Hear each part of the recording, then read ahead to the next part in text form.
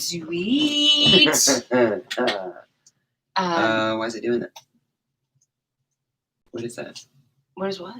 The red line that keeps running. I don't see a red line. Well, Robin's here, so I think we're live. I think we're good. I think we're Hey, guys. Can you see us? Hey, Bonnie. Maybe the light Happy was Sunday. up above. Instead of looks right weird. here in my face. Tina said, boy, oh boy, you're quick with that off button, Jae. Anyway, guys, hey. And welcome to podcast number 40. Day. Can you believe we're at 40? No, are you sure it's not 39? No, 39 was last week. We're at 40. Really? 40 podcasts we've done. I know that's like actually so little in comparison to most people that do podcasts. And Alicia, y'all, these lights are like, whoa, now I've just messed up the world. Don't move. I'm sorry. I'm not going to move. I'm done moving. That was a mistake. I'm sorry it was a mistake. Hey, Heather. Hey, Denise. Hey, Anna. Yep, it's 40, and each one is awesome, Tina. I want what you're drinking. Yeah, I do too. Welcome. And so guys, happy podcast day. We are here to discuss litter box issues just because we just got off an amazing interview where we talked about the VIP Zoom, which is totally different dynamic. It's a totally different story. It's a totally different story. However, earlier today, we had an amazing interview with Dr. Marcy Koski of Feeling Behavior Solutions talking all about but we should get into that issues. in our podcast. What? You're just going to be repeating yourself. Are we dark or is that your screen? I think it's my screen. It looks better. Like when I upload it to YouTube or when I go look at it at YouTube, I feel like it looks better than it looks like here. All the things that should technically be working are working, so we should just go with it and not worry about. Go with it. Let's just go with it. Let's just. Bonnie said, "No, you're lit. You're lit." All right. Okay, so we'll start this so I can not repeat myself over and over again because I was. Let's do a podcast. Let's do a podcast, guys. Are you doing that? Are you doing the intro again? Do you want to? Mm-mm. Oh, okay. I will. Well, maybe I do. Maybe I do. Go. Welcome to episode number 0040 of Back in the Closet with the Two Crazy Cat Ladies. Can you believe it's number 40? I really can't. It's kind of crazy.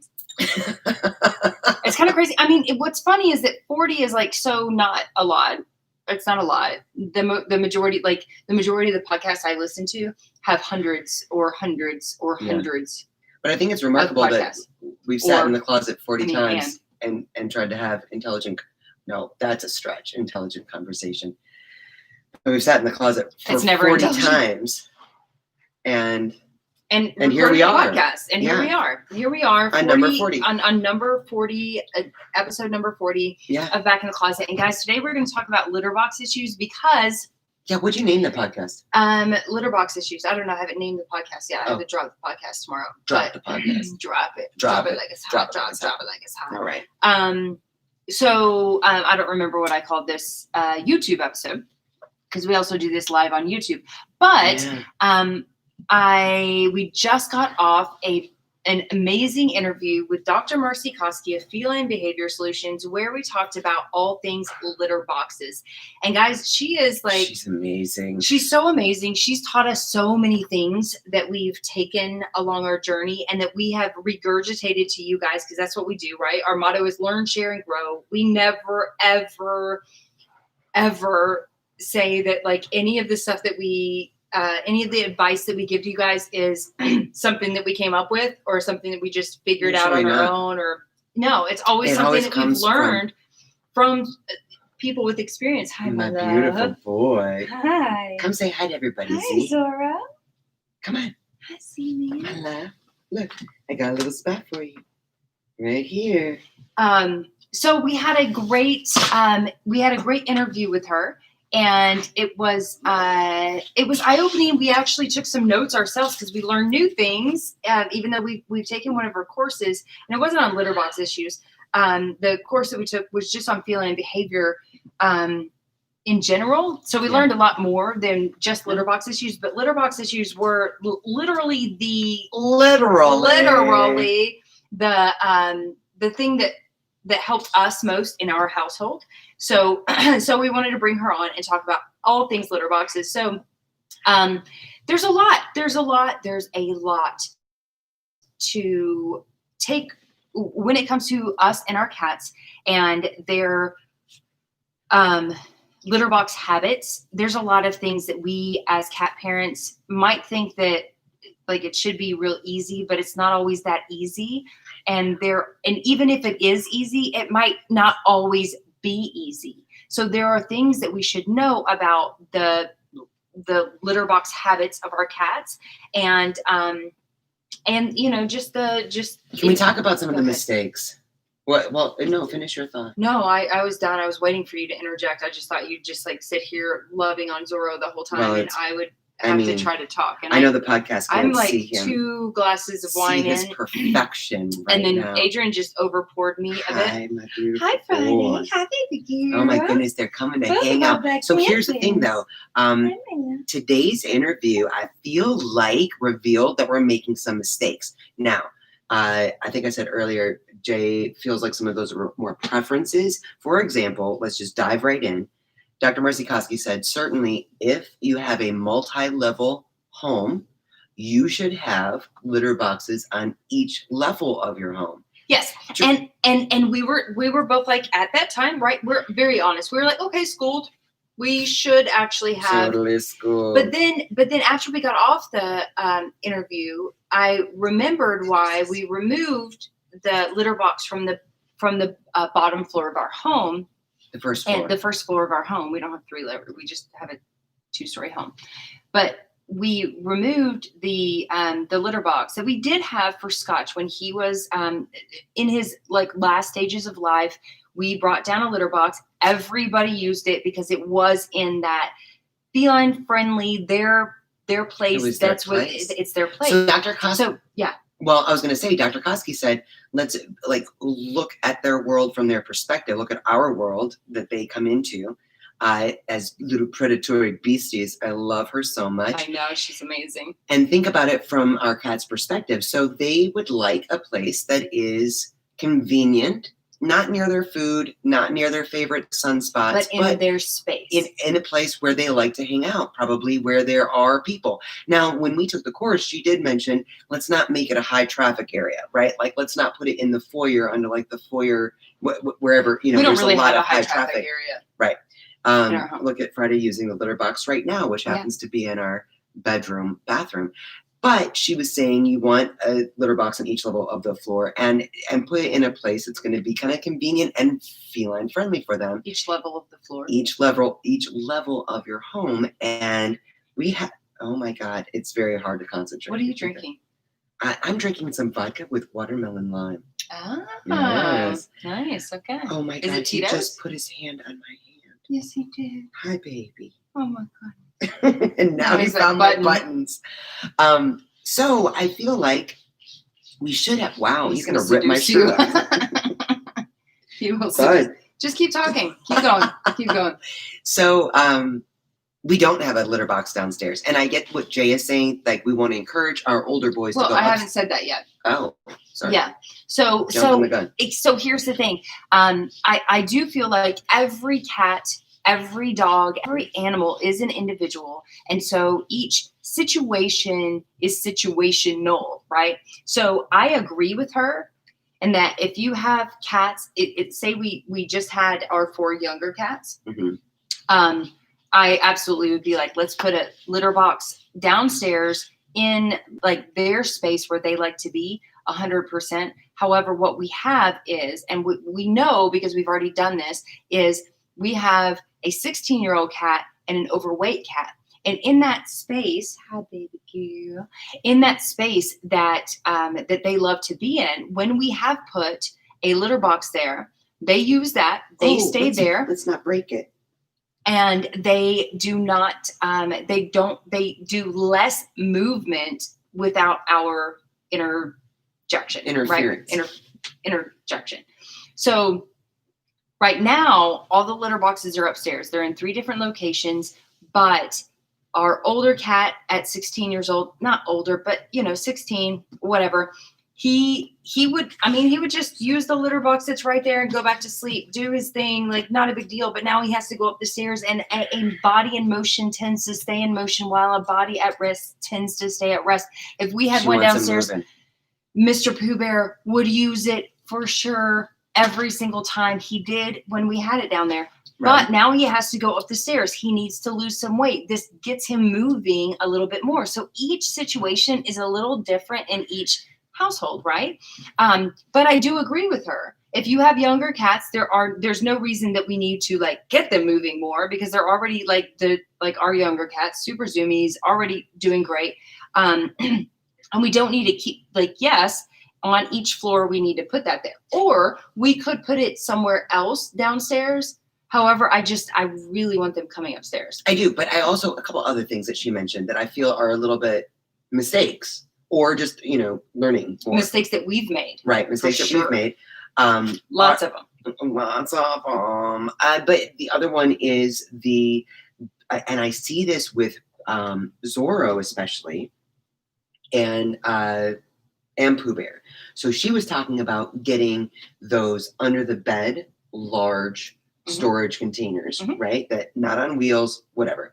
They're open, no cover, and they're low, which we've always gotten the larger bins because we have elevator piers, and that always ruins your balls. And for those of you guys that don't know what elevator piers are, you probably do if you have a cat that is one, but they, start to pee like a normal cat, and then they lift their tail and their butt, and their pee starts to go up.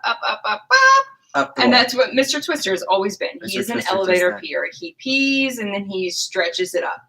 Yeah. So so she was talking about that, and she was also saying how our cats are both prey and predators. Like, I love how she calls them predatory beasties, because they are, but they're also prey. So when they're in that vulnerable position of pop and a squat, they want to have a good pop and a squat. They want to have a good access to good peripheral. Right. So they're not hearing stuff in a confined area where they might be nervous about stuff. And we have these tall litter boxes. So while we do provide an assortment of litter box, covered and uncovered, I do see, especially with Zorro, that when I am uncovering the smaller litter box that we have, instead of using the big storage container that he usually uses, he will want to use that low, uncovered, smaller box to do his business in. Yeah. And it's very fascinating. The other thing I think that is kind of a mistake, and maybe not a mistake, but one of the first questions we asked her on the interview was, what do you tell people when they ask you what is the best litter? Yeah. And I love her response. Her response was, whatever litter your cat uses, right? And that's not a mistake. That's what we say. You have to use the litter that your cat will use. But we add in, as in the holistic animal or holistic feline field, we add in that it needs to also be safe. So yeah, maybe your cat will use this clumping clay litter that may be dusty, but when you look at the chemicals, or a scented litter, but you look at the chemicals that are involved in that and how it absorbs directly through the paw pads, then, we go a little bit deeper. So we want to use something safe. There are a million out there. We don't say like, oh, we use pine pellets, so everybody should use pine pellets. No, actually not everybody. In fact, tonight we talked about, maybe we're going to redo. We're going to throw out all of our litter boxes, because it's been a year. It's been a year since we've gotten new litter boxes. And she was talking about changing every 6 months. We're going to throw out all of our litter boxes, maybe tomorrow, and we're going to replace them all. And we are talking about using maybe what Lindsay uses, which is a coconut litter. Maybe we use this and in a couple boxes and see how they like it. Well, and that's to my point. It's not necessarily a mistake, because all of our cats currently use the pine pellets, which are, they're great, they're natural, but I do feel like our littles, Madison and Jack, are, and maybe it's because they're still little, much bigger than I'm willing to accept, because they're growing so fast. But I know, but they're still their little paws, I can tell they do a couple of those things. She said you can tell if a cat doesn't like the consistency of their litter, or the size of their litter box, by that perching. Which they on the do side. have smaller litter boxes, because they're in a confined space. Yeah, it's time to upgrade them to begin with. Yeah. They're perching on the side. Oh, that's gonna be fun. or they don't spend that time in there scratching around.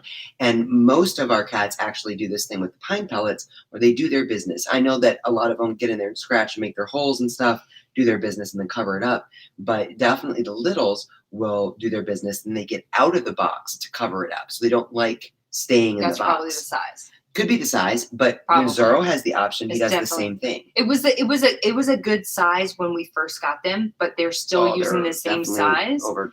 And They've grown quite a bit in the past few months. So For sure. yeah, they definitely need new litter boxes. I'm excited about that. And I'm excited about providing them an assortment of things. I love how Dr. Koski speaks cat. Yeah.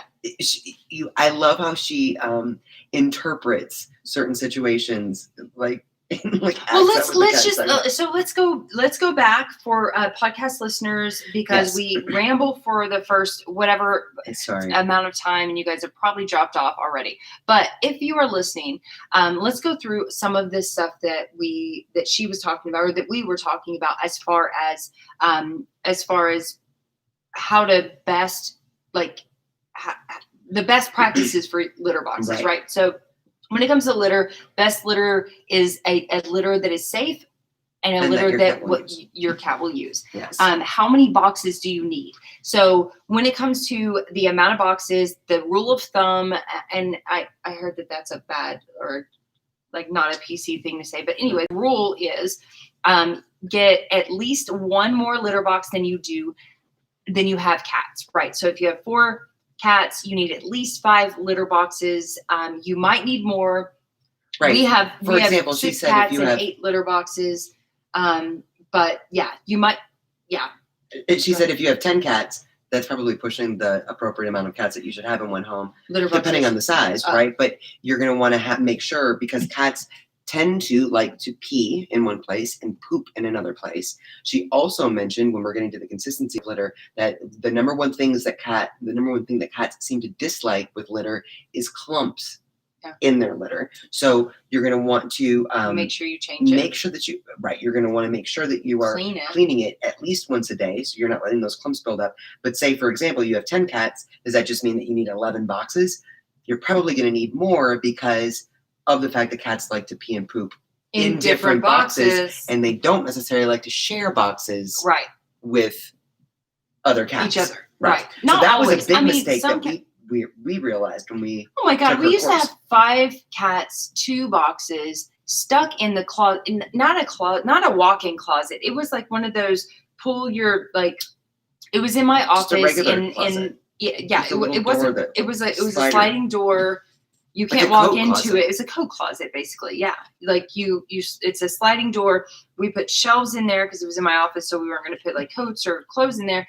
We put shelves in there, the 2 litter boxes on different shelves, and they had to go into that and use it. And you know what? They used it really well. We never had an issue. But it feels so bad now, just knowing like that we also only like scooped it once a week, twice a week.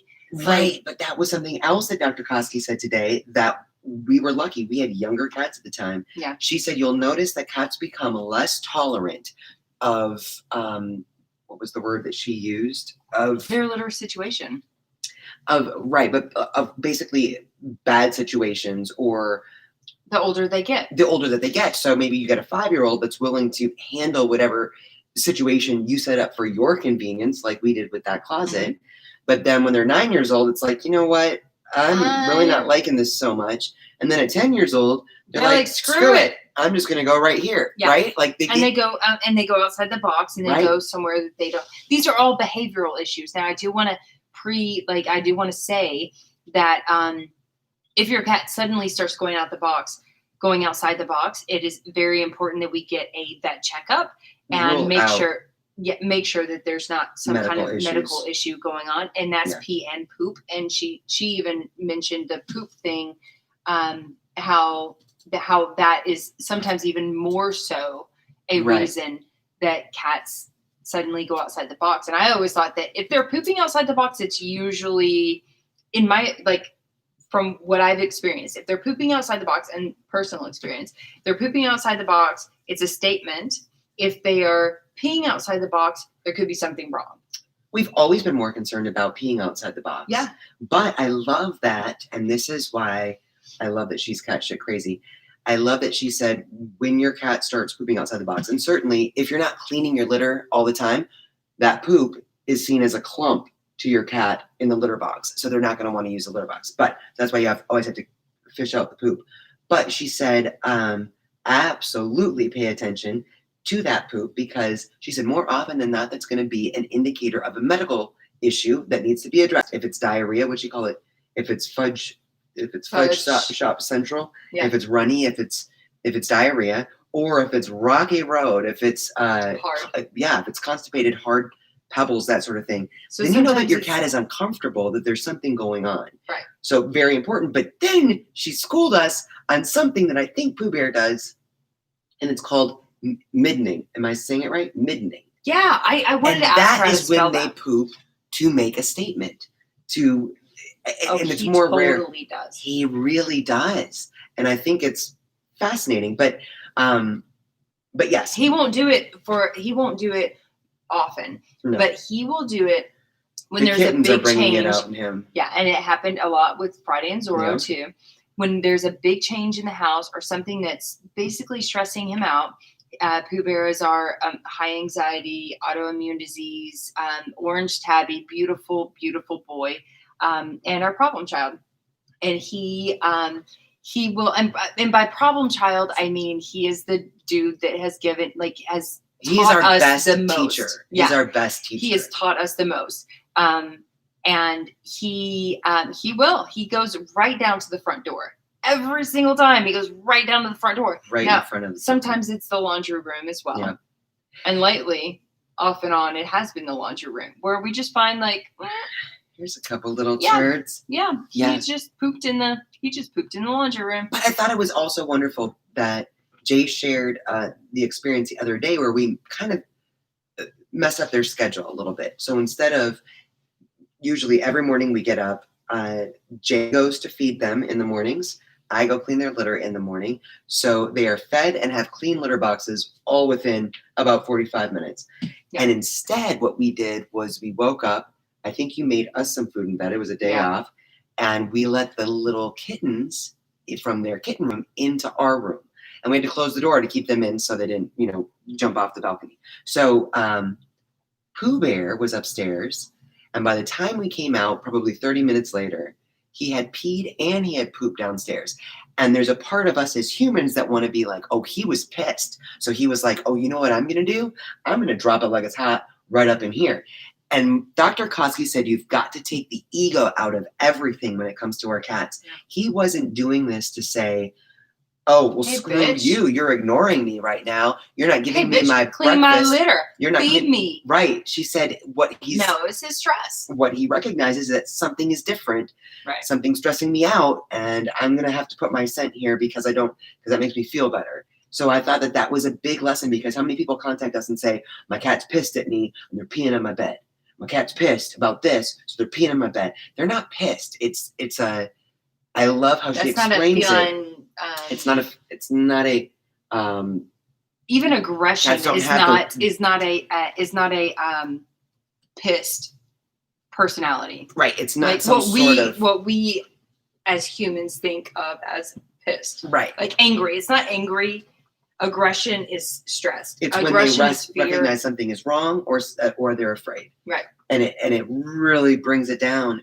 With her consultations, she's talking about a lot of times you can literally come upon a relationship between a human and a cat that is broken because there is this crazy interpretation that's going on, usually on the human's part, that is inaccurate when it comes to reading a cat. Yeah. Okay. Another thing that she talked about was the size of the litter box. Guys, this is really important. So you just touched on it as far as like the under the storage container. Yeah. So when it comes to the size of the litter box, and she taught us this a couple of years ago, and we're like so excited to always share it with people because it's been a life changer for us. But the size of the litter box is so important. So the size of the litter box should be a length and a half, not including the tail, of the size of your cat, right? So that's why we're talking about Jack and Madison. The litter box size that we have in their room now was great for them when The they were tiny little kittens that they kittens. were, yeah. But now, 4 months later, they are much bigger and it's not appropriate anymore. So we do have to change that. But cats, they want to be able to have what she said, a spa box. to, like she said, compare this to how much you hate going into a porta potty. Like a porta potty is like the worst place. I can't stand it so much. I gag. I just like looking at a porta potty, I just start throwing up. Like I can't handle it. I have to pee. Do I have to go into this? Like she tries to hold her breath for the entire time that she's in there. It's a very confined, very smelly place. Yeah, I can't. That is what the litter box is. I loved her reaction, like going into any of these stores and seeing the assortment of litter boxes available. They're all for us. Yeah. They're all marketed for us. They're nice and small. That'll fit in a really small little corner in my house. Easily concealed. Yeah.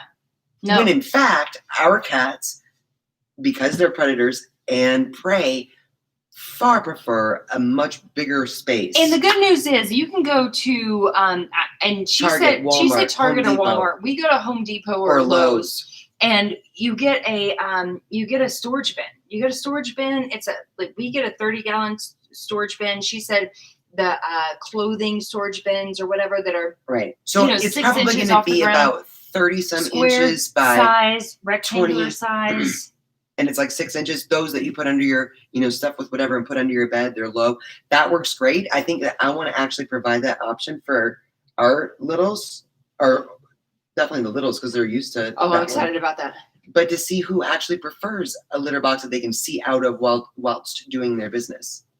Yeah, well, that was another thing, is that we asked about like covered or not covered, and I asked this specifically because we have many customers, many friends, many like people in the cat community, and some say my cats love it covered, and others say my cats love it uncovered. And so, and for us, we offer them both, right? We have the uncovered, we have the covered. We watch and see what they like. Some of them, and actually at different times, some of them like to be covered. Some of them, for the most part, like to be uncovered. But I think I just spit in my wine. Yeah. It's gonna be a great night. But I think it really, are you feeling extra drunk? I just felt drunk. Oh no. But I think it's important, especially with multi-cat households, to provide options, and learning some of those best options from Dr. Koski is an assortment. Yeah. I think it's really exciting to think about the different placements that we can put them to make it more convenient and comfortable for them, the different sizes. For us, because we had an elevator pier, we just got all very tall storage bins. Yeah, and it works well, and it does work very well. But maybe we do a couple low ones and see who likes to use those. Yes, we're about to throw them all out, so we get to replace them all. The type of litter that we use. Very excited about this. I'm excited to try the coconut. We're about to make some changes, and I'm really excited about it. I love change. I love it. Oh my God! So we're gonna have to wrap this up so you can still do the oh my baby girl, my love, hi Friday. What are you doing? Do you want to come sit with me? I love her so much. I wish you guys could see her. I think it's too dark to actually see her. We don't know if you can see or not. Oh my God. Okay, you guys. We talked about a couple stuff. I'm trying to think if there's anything super important that we should have mentioned as far as mistakes that we have made that we're super excited to change. I guess the biggest one to me is making that litter box experience for our cats about our cats and not about being convenient for us. Yeah. Because I think that has been a huge game changer. We've always had like a litter room, right? So when we moved into this house, we there was this like, so our loft area has like a walk-in closet. Has a walk-in closet. So small. So that this closet. So that we could actually change. Hi, my love.